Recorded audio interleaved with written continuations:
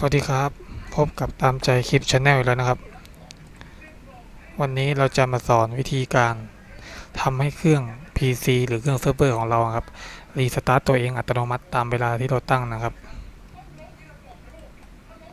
ก่อนอื่นก็ฝาก Channel นี้ด้วยนะครับใครที่ยังไม่ได้กดไลค์กดแชร์ติดตามกันฝากด้วยนะครับผมโอเคเดี๋ยวไปกันเลยครับ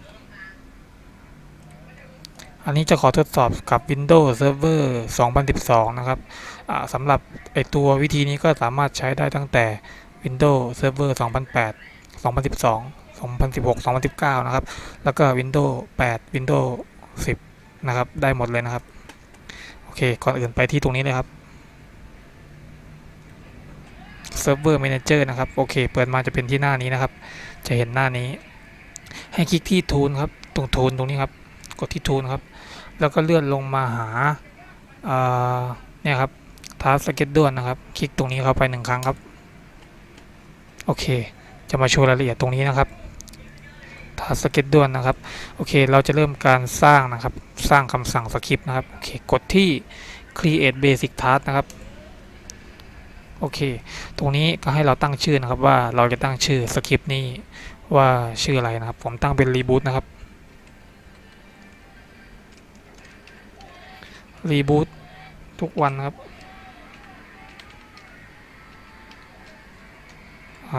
เวลา 8:00 นะครับ AM ตอนเช้านะครับ8 โมงเช้านะครับทุกวันนะครับตั้ง Reboot นะครับรีสตาร์ทรีสตาร์ทเซิร์ฟเวอร์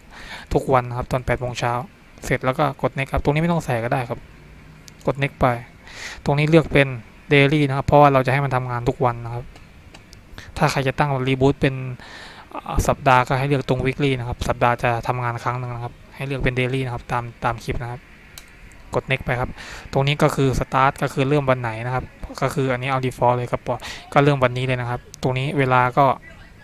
เปลี่ยนเป็น8 โมงเช้านะครับเพราะผมตั้งเป็น8 โมงถ้าใครจะเอาเป็นเวลาอื่นก็เปลี่ยนเวลาได้เลยนะครับตรงนี้เป็น AM นะครับคือตอนเช้า PM คือช่วงหลังบ่ายไปนะครับโอเคตรงนี้ก็ไม่ต้องเปลี่ยนครับเป็น1 วันตรงนี้ไม่ต้องติ๊กก็ปล่อยไว้ครับตามนี้ครับแล้วก็กด next ครับ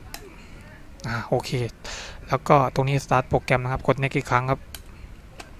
พอมาถึงตรงนี้ปุ๊บโปรแกรมหรือสคริปต์นะครับให้กดที่ browse ครับกดเข้าไปมันจะอยู่ที่root ของ system 32นะให้เซิร์ชคำว่า shutdown ครับเจอละ shutdown.exe นะครับแล้วก็กด open ครับปุ๊บจะเป็นอย่างนี้นะครับจะเป็นประมาณนี้นะครับแล้วก็ add agreement นะครับตรงนี้ให้ใส่เป็น /r นะครับเพราะเราจะ reboot นะครับรีสตาร์ทเครื่องถ้าไม่ใส่เดี๋ยวเครื่องมันจะดับไปมันจะไม่เปิดเองนะครับตรงนี้คือตั้งให้มัน reboot ตามเวลาที่เราสั่งทุกวันนะครับก็ใส่ / แล้วก็ตัว r ตัวเล็กไปครับจากนั้นกด next ไปครับโอเคมาถึงตรงนี้ก็ตรวจสอบข้อมูลว่าเราทำตรงนี้ถูกต้องไหมอะไรเงี้ยนะครับอันนี้ก็คือตรวจสอบถูกต้องแล้วชื่อ reboot everyday นะครับแล้วก็ทิกเกอร์จะเป็นให้มันทำงานทุก8 โมงเช้าของทุกๆวันนะครับส่วน action ก็คือ start โปรแกรมก็คือ start ตัว shutdown นะครับแต่ใช้ออปชันเป็น /r เพื่อที่จะให้มันรีสตาร์ทตัวเองนะครับจากนั้นก็กด finish เลยครับง่ายแค่นี้นะครับเสร็จแล้วได้แล้วครับคือถ้าเกิดมันถูกรันไปแล้วไอ้ตรงลัดรันไทม์มันจะขึ้นเวลาที่มันรันไปล่าสุดนะครับเวลาเราจะเช็คนะครับมาดูที่ตรงนี้ได้อย่างมันขึ้น newer ใช่ไหม newer ก็คือยังไม่เคยรีสตาร์ทไอ้ตรงนี้เดี๋ยวผมจะลองรันสคริปต์ดูนะครับว่าสคริปต์นี้มันทำงานได้จริงไหมก็กดที่ตัวนี้ครับแล้วก็กดที่รันนะครับรันครับเนี่ยครับกดโค้ดไปเราดูนะครับว่ามันจะรีสตาร์ทหรือเปล่า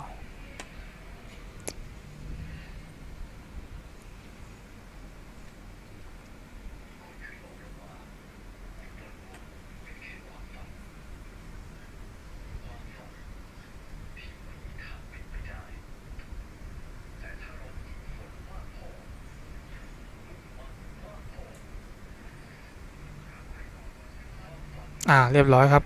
รีสตาร์ทไปแล้วหลุดไปแล้วนะครับเครื่องเซิร์ฟเวอร์ที่ได้คอนฟิกไอตัวสคริปต์ออโต้รีบูตไปนะครับโอเคก็นะครับวิธีทำก็ไม่ยากนะครับประมาณนี้นะครับเดี๋ยวรอเซิร์ฟเวอร์มันรันขึ้นมาครับเดี๋ยวผมจะรีโมทเข้าไปดูนะครับอีกทีนึงครับ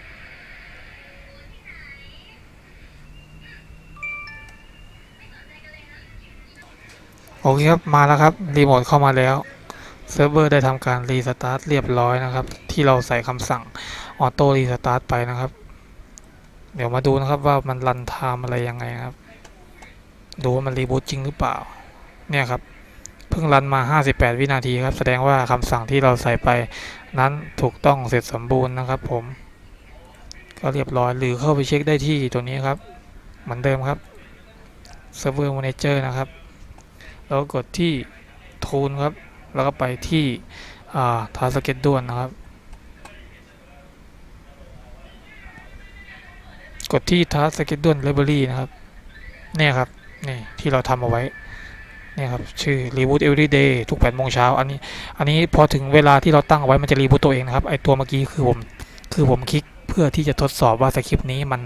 ใช่คำสั่งที่รีสตาร์ทจริงหรือเปล่านะครับก็คือสรุปว่าใช้ได้นะครับส่วนพอครั้งต่อไปอย่างพวกเนี้ย8 โมงเช้าปุ๊บมันก็จะทำการรีสตาร์ทตัวเองตอน8 โมงตรงนะครับทุกๆวันนะครับของทุกๆวันเนี่ยครับที่ผมรันไปล่าสุดนะครับ last run time เนี่ยครับบ่าย3:51 นาทีนะครับตรงเวลา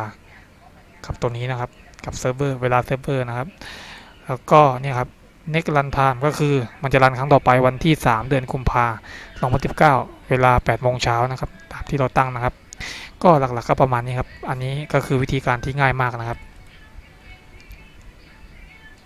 โอเคนะครับ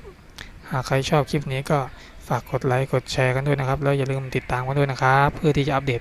คลิปใหม่ๆกันที่นี่นะครับสวัสดีครับ